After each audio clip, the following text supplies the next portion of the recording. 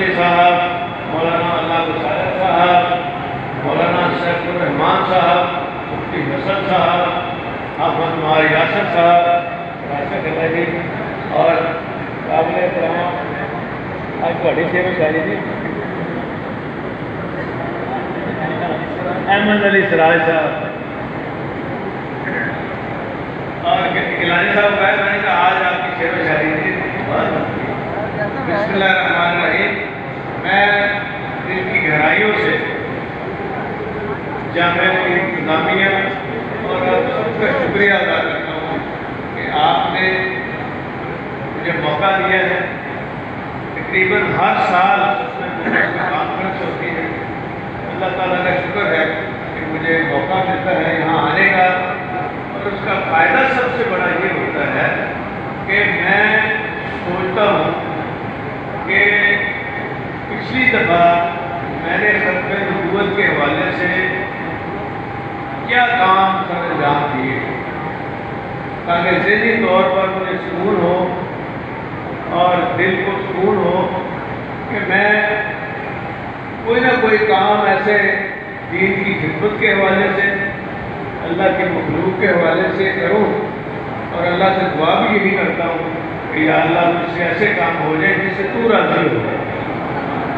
اور ہمارے نبی حضور پاک صلی اللہ علیہ وسلم راضی ہو۔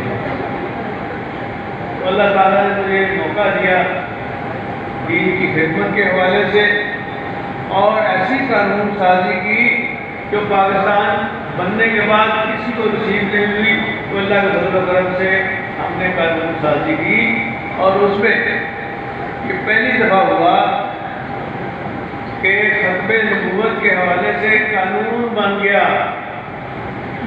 کہ جہاں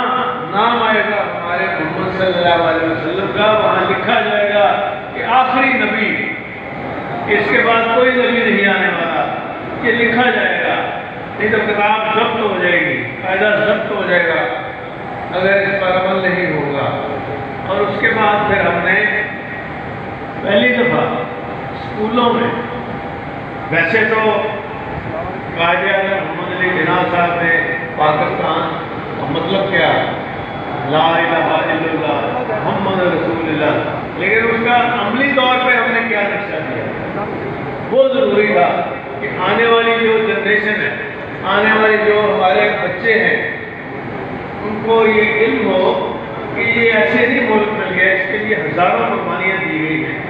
جانوں کے نذرانے پیش کیے گئے ہیں، فوج کی بے شمار قربانیاں ہیں، اور 6 دسمبر اس لیے مناتے ہیں کہ دشمنوں نے جب حملہ کیا تو ہماری فوج بھی جو شیشہ پلائی دیوار کی طرح آگے کھڑی ہو گئی اور سارے پاکستان کو انہوں نے محفوظ رکھا، اور اللہ تعالیٰ نے ہمیں موقع دیا اور ہم نے قانون سازی کی کہ 1 سے 5ویں تک ناظرے کا، اور اس کے بعد پھر 12ویں تک یہ سبجیکٹ کے طور پہ قرآن شریف ترجمے کے ساتھ پڑھایا جائے گا۔